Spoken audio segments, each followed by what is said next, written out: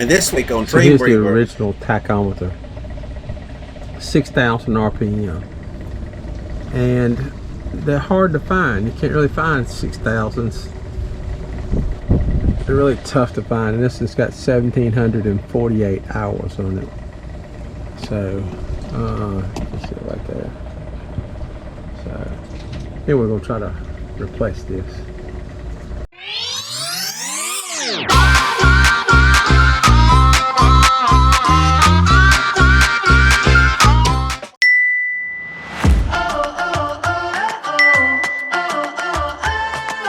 Hi, I'm Tony. And I'm Kathy.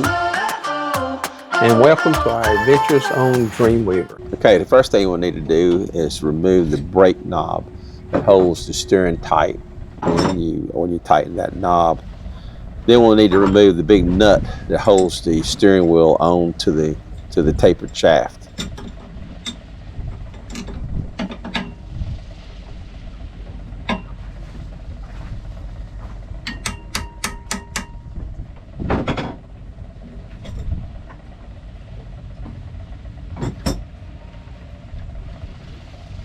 Once you have the nut off, the steering wheel will pull off the tapered shaft. You can just use your hand to pull it off. Just be careful not to bend it or anything. Kind of shake it back and forth to get it loose.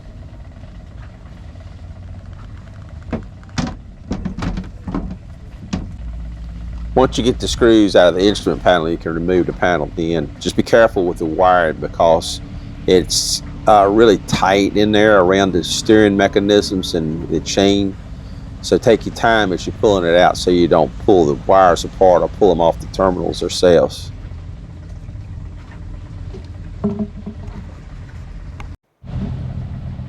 Next, you can unscrew the nuts that hold the clamp that holds the tachometer in the panel itself. They're usually not too tight, just loosen them with a pair of pliers, and then you can usually run them off with your fingers.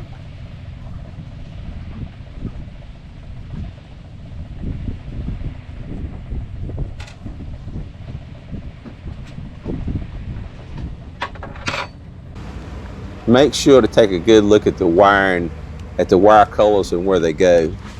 Make sure to write it down so you'll be able to transfer those wires over to the new tack.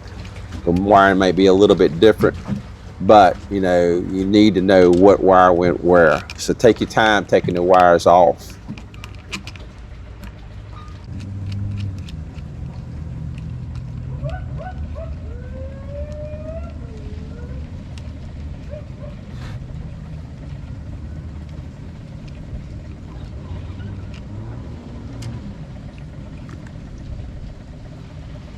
Once you get the wiring off, you may need to change the wire terminal ends.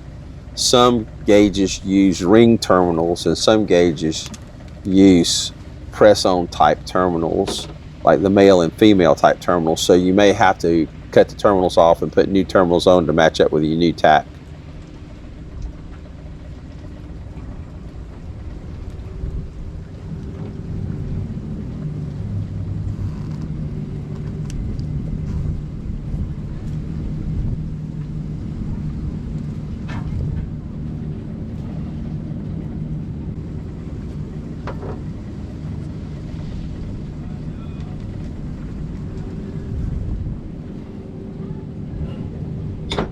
Once you have all the wiring figured out and all disconnected, then you can take the tack itself out. It'll just push back out of the panel. Make sure to take your time pushing it out of the panel so that you don't break the panel itself. This tack uses a spin-on collar that holds the tack inside of the panel itself, so you can run the wires back through the panel and through the collar and then spin the collar on and tighten it up.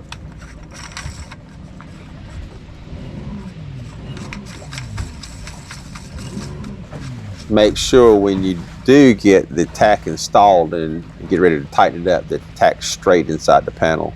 Once you tighten it up, it's really hard to try to turn it again.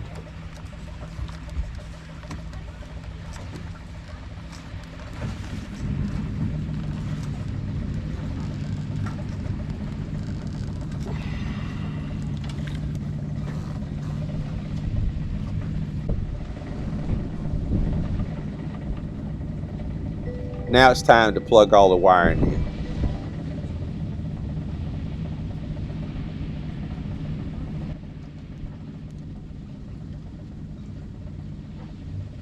The tach is advertised to work either with a frequency input from an alternator or a magnetic pickup reading teeth on the flywheel, and that's exactly what we have, is a mag pickup.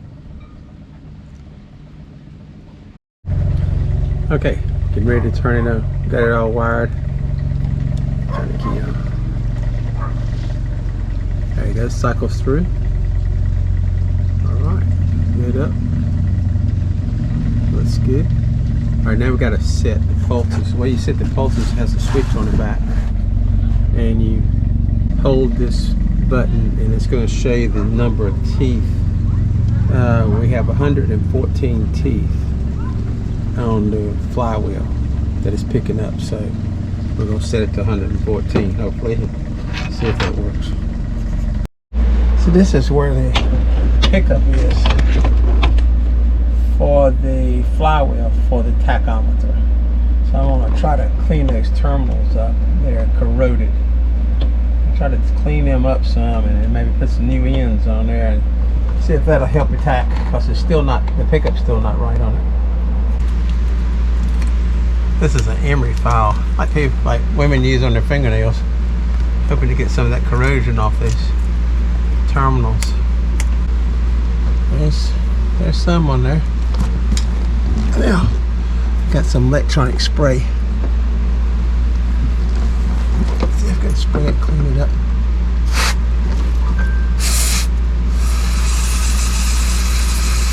It's got to help it at least. So I can get a reading now.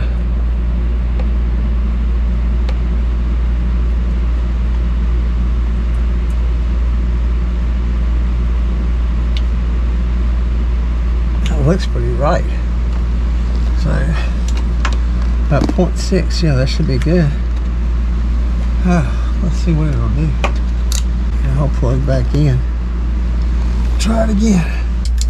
It still didn't work, so I decided to order a new mag pickup, which things is kind of pricey, about $200. I thought, okay, let's change that. That's the only other thing that's left between the tach itself and it working. I had already checked all the wiring and the wiring was okay.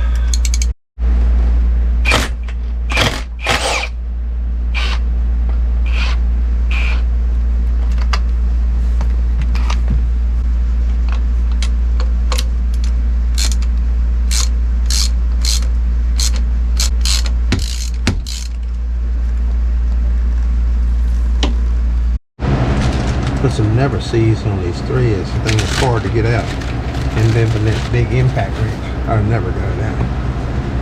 So let's put never sees on that way. If I or somebody else has to take it out again, then this is good stuff right here. And keep it from doing what it did just a few minutes ago. That was like be really hard to get out. Just brush some of that on it. I think this is stainless steel, never sees. It's like little never see, little stainless steel ball bearings in.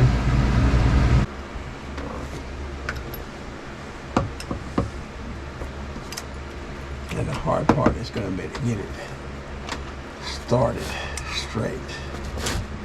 Not get it in that cricket. Really tight in there. Tight place to get into.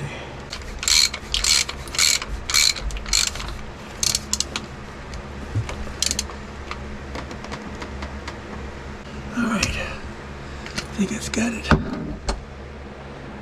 So we get the wires back up.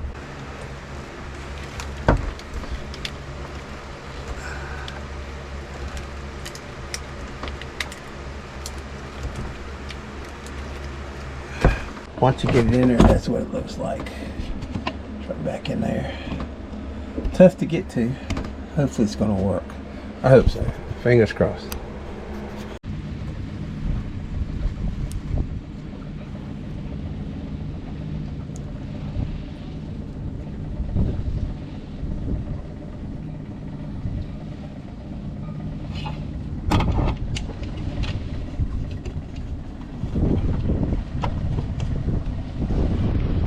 So after all of that, it still didn't work. So we learned a lesson. If you're ordering a tachometer off of eBay or Amazon that says it works with a mag pickup and it's one of the cheaper ones, then guess what? It will not work with a mag pickup on the teeth of a flywheel.